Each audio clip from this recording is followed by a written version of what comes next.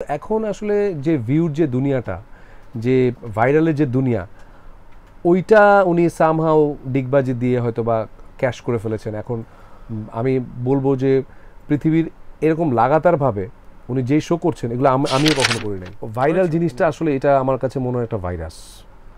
So এটা থেকে মানে একটা সময় কিন্তু দেখেন এই ডিগবাজিটা কিন্তু একটা সময় মানুষের বন্ধ হয়ে যাবে, ক্লান্ত হয়ে যাবে। মানে ভাইয়ার উপর রেসপেক্ট রেখেই বলছি, এটাও ওনারও ভালো লাগবে না একটা সময় ডিগবাজি দিতে। মানে উনি এরকম সবাই, ওনার ভিতরে তো একটা ইগো কাজ করবে যে ধর আমি আর কত ডিগবাজি দেব।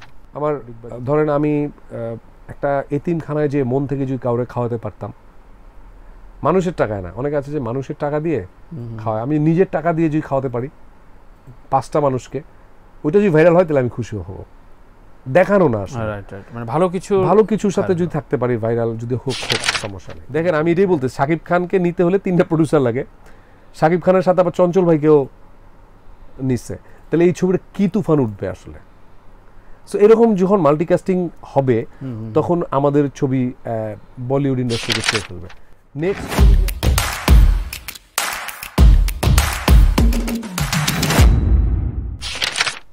তো নিজেকে কতটা তরুণ মনে হয়? মানে বয়স হয়নি তো তোমার? না, তরুণ কেন বলবো, বয়স তো বাড়ছে প্রতিদিনই, বাট বয়স এখন আর মা মেয়ে দুজনে নাকি ভক্ত এখন? হ্যাঁ, এরকম অনেক আছে। মেয়ে মা মেয়ে ওরকম পাইনি আসলে এখনো, বাট বয়স বাড়ছে, ডেফিনেটলি বয়স বাড়ছে, কিন্তু বয়স বাড়ছে সেটা নিয়ে আমি কখনো ওয়ারিড না। আমি সবসময় যেটা নিয়ে চিন্তা করি সেটা হচ্ছে যে বয়সকে ছেড়ে দিয়েছি এক পাল্লায়, আর কাজকে নিয়ে ভাবছি আরেক পাল্লায়। সো ওইভাবে চিন্তা করি আর কি। আর প্রত্যেকটা সময়েরই আসলে সৌন্দর্য আছে, ডেফিনেটলি। রাইট।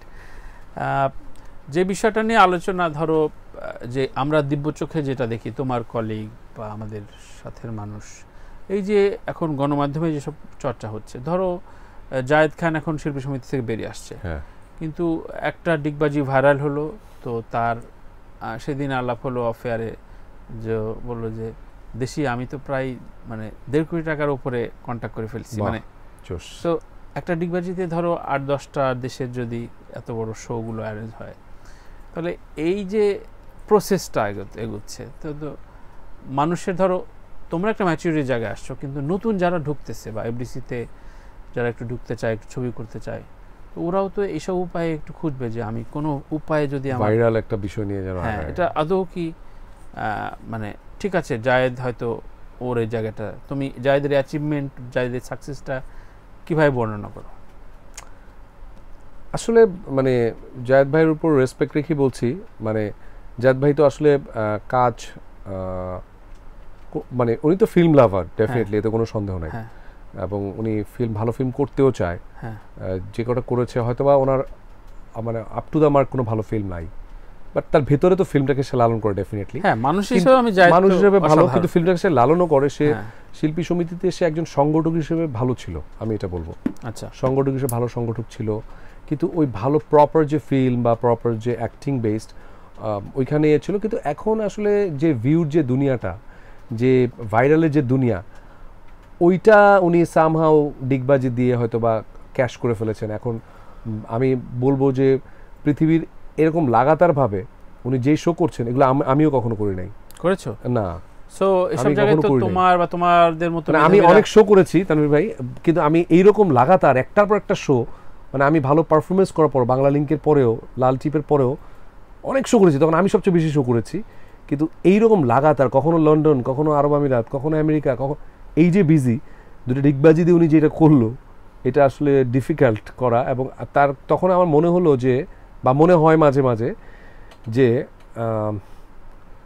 মানে ভাইরাল জিনিসটা আসলে এটা আমার কাছে মনে হয় একটা ভাইরাস। সো এটা থেকে মানে একটা সময় কিন্তু দেখেন এই ডিগবাজিটা কিন্তু একটা সময় মানুষের বন্ধ হয়ে যাবে, ক্লান্ত হয়ে যাবে। মানে ভাইয়ার উপর রেসপেক্ট রেখেই বলছি, এটাও ওনারও ভালো লাগবে না একটা সময় ডিগবাজি দিতে।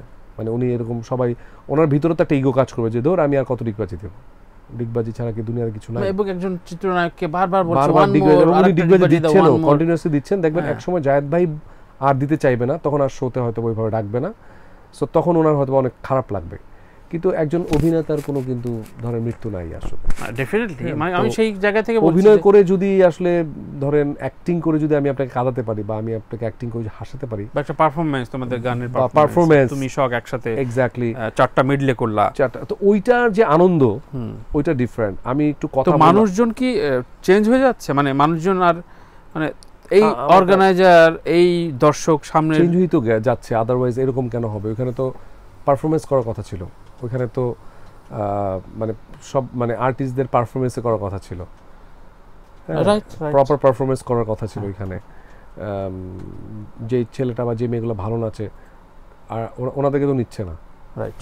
এবারে যে পিক অ্যান্ড চুজ, ধরো গণমাধ্যম এখন তো টোটালি ভিজুয়াল, মানে প্রতিদিন সব কিছু, মানে অনেক কন্টেন্ট ক্রিয়েটর শুধুমাত্র বেডরুম ছাড়া বাকি সবই এক্সপ্লোর করে ফেলছে, আর হয়তো বাথরুমটা।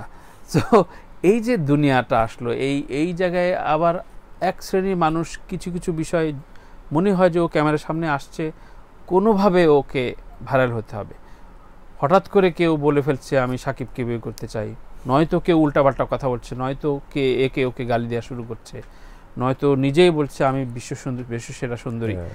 এই যে একটা উদ্ভট জায়গায়, এটা কোন পক্ষকে তুমি দোষ দাও? সেই যে বলছে সে, নাকি যে যারা মাইকটা এগিয়ে দিচ্ছে তারা? যারা মাইকটা এগিয়ে দিচ্ছে তাদেরকে কেন আমি এক্সপোজার দিব? মানে এক্সপোজার দেওয়ার তাদের কিছু নাই তো আসলে। এটা তো মানে কোনো কিছু, মানে হয়তো বা কটা ভিউ হবে, কিন্তু এত ইজিলি যদি আমি একটা বড় পত্রিকায় বা একটা বড় ইউটিউব চ্যানেল যেগুলো আছে, এত সহজে যদি ধরেন এখানে আমার ইন্টারভিউ যাচ্ছে, শাকিব খানেরও যাচ্ছে, আবার চঞ্চল ভাইয়েরও যাচ্ছে, আবার ওনাদেরটাও যাচ্ছে, মানে এত ইজিভাবে যদি ওনারা প্ল্যাটফর্মটা পেয়ে যায়, তাহলে তো ওনারা ওই ফিলটা করতে পারবে না। আমরা যখন মিডিয়াতে আসে, আমরা 2-3 বছর শুধু স্টিল ফটোগ্রাফি করেছি, বিভিন্ন হাউসে যে স্টিল ফটোগ্রাফি দাঁড়াতাম, হাসতাম, ঈদের সময় একটা পাঞ্জাবি গিফট করতো জাস্ট, শুধু ওটাই রেমুনারেশন ধরেন। তারপরে নাটক, ছোট ছোট নাটক, তারপরে মডেলিং, তারপরে এসে ফিল্ম, তারপর স্ট্রাগলিং, আপস অ্যান্ড ডাউন, এখনও ফিল্ম। সো এই যে আমাদের যে আনন্দ বা আমাদের যে কষ্টটা, এই জন্য আমরা সহজে ভাইরাল হতে চাই না আসলে। তারাও না, মানে ওনাদের ধরেন যে আজকে এই ক্যামেরা দিল, আমি তো এটা করছি, মানে মুখের মধ্যে কোনো লাগামহীনতাই যেন এক ধরনের স্টারিজম হয়ে দাঁড়িয়েছে আমার কাছে মনে হয়। তো তোমার এগুলো অস্বস্তি লাগে নাকি? মাঝে মাঝে মনে হয় ধুর আমিও কালকে না গালিগালাজ দিয়ে শুরু করে দিই? আমার কোনো দিনই আমার ইচ্ছা করে নাই। আমার ধরেন আমি একটা এতিমখানায় যে মন থেকে যদি কাউরে খাওয়াতে পারতাম, মানুষের টাকায় না, অনেকে আছে যে মানুষের টাকা দিয়ে খাওয়ায়, আমি নিজের টাকা দিয়ে যদি খাওয়াতে পারি 5টা মানুষকে, ওইটা যদি ভাইরাল হয় তাহলে আমি খুশি হব। দেখানো না আসলে, মানে ভালো কিছুর সাথে যদি থাকতে পারি, ভাইরাল যদি হোক সমস্যা নেই। হ্যাঁ, বা বাংলাদেশে যদি জাকাতের প্রতিযোগিতা হতো তাহলে বাংলাদেশ কিন্তু চেঞ্জ হয়ে যেত। ট্যাক্সের যদি প্রতিযোগিতা, ট্যাক্স দেয় অনেস্টলি, তো এইগুলো আসলে মানে ভাইরাল দেখে দেখে আসলে আমাদের শিক্ষণীয় কি আছে? আমি ধরেন একজন উত্তম কুমারের ফিল্ম দেখে তো কিছু শিখতে পারি, বা একজন চঞ্চল ভাই, বা একজন সালমান শাহ, একজন নায়ক রাজ্জাক, বা সাকিব ভাইয়ের কথাই যদি বলি, কিছু না কিছু শেখার আছে তো। একদমই।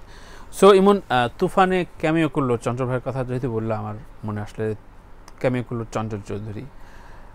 বলা হয় যে অবশ্যই তারা দুই ঘরানার, মানে এটা অনেকেই অনেক বিতর্ক বলে, অবশ্যই দুজনে অভিনয় করে, তো দুই ঘরানা, কারণ সত্যিকার অর্থে দুই ঘরানা, অবশ্যই দুই ঘরানার।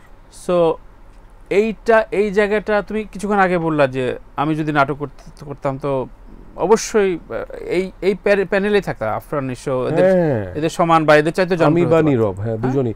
কারণ আমি নীরব তখন আমাদেরকেই সব ডাকা স্টার্ট করেছিল নাটকে। আমরা যেহেতু বাংলা লিন থেকে এসেছি, সো আমাদের দুজনেরই ডিমান্ড ছিল খুব ভালো, আমাদেরকেই সব স্টারদের বিরুদ্ধে। এটা একটা কোলাবোরেশন হয়ে একটা ম্যাস পিপলের মাধ্যমে একটা মেসেজ যাচ্ছে কিনা যে না, নাটকের আর্টিস্ট, নাটকের সুপারস্টারের সাথে একটা বাংলাদেশি মেগাস্টারের যে কোলাবোরেশন, মানে হতে পারতো ফিল্মের কেউ তোমাদের ক্যামিও স্টার বা সহ বা সাইড ক্যারেক্টার যে কোনো কিছু, তা না নিয়ে অনেকেই বলছেন, ফিল্মের কেউ বলছেন না চঞ্চল চৌধুরী কেন, এখানে তো অনেকে রয়েছে, অনেক সিনিয়র জুনিয়র অনেক রকম পারফর্মার রয়েছে, সো হোয়াই চঞ্চল চৌধুরী? তার মানে অডিয়েন্সটা কি ঘুরে যাচ্ছে?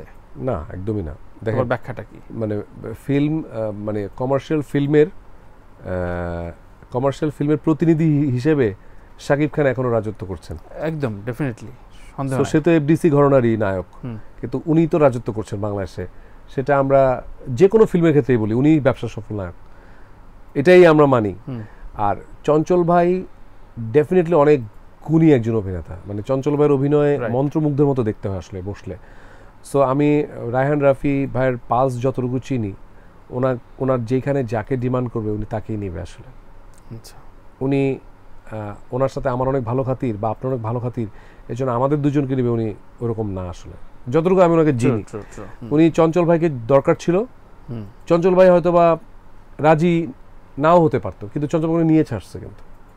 এবং এই চঞ্চল ভাইকে নেওয়াতে ছবির যে একটা কিরে ভয় পাইছিস, আমি আসলে ভয় পাইছি অভিনয়।